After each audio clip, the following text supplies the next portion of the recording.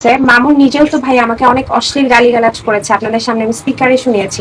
So ওর প্রতি বা ওর ফ্যামিলির প্রতি আমার কোনো ধরনের কোনো যে বিব্রত বোধ করা কেউ কিছু বলে এই ধরনের কিছু আর কাজ করে না আমার লাগে না। ওই ছেলেটা আমার মাকে নিয়ে যে এইভাবে গালিগালাজ করেছে, ওই ছেলের প্রতি আসলে আমার কোনো ধরনের ফিলিংস বা কোনো কিছুই নাই ভাইয়া।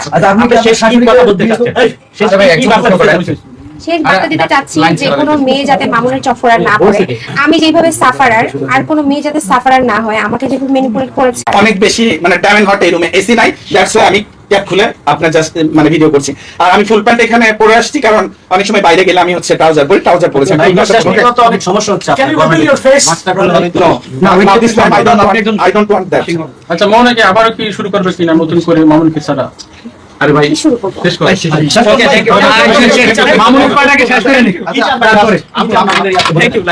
আমি যেটা চাই সেটা হচ্ছে যে মামুনের মা আমার এগেইনস্টে যে কথাগুলো বলেছে বা মামুন সমাজে এই অনৈতিক কাজগুলো বা নারীদেরকে নির্যাতন করার পরেও যে মা এখন পর্যন্ত ক্যামেরার সামনে এসে বলে নাই যে আমার ছেলে অপরাধ করেছে, মোহনাকে মেরেছে, কুত্তা ডাকি মোহনাকে বিড়াল ডাকে, মোহনা খামসি দিয়েছে, মামুন হচ্ছে বুক বুক করে তাকে কামড় দিয়েছে। উনি পশুর সাথে তার ছেলের বউকে তুলনা করছে এবং বলতেছে আমার ছেলে ফতুন্নি বিয়ে করলেও, আমার ছেলে কুৎসিত বিয়ে করলেও মোহনা কতটুকু সুন্দর। হয়তো ক্যামেরা ফেস আমার মতো, ক্যামেরাতে আমরা সুন্দর না, রিয়েল লাইফে তো মোহনা যথেষ্ট পরিমাণ সুন্দর।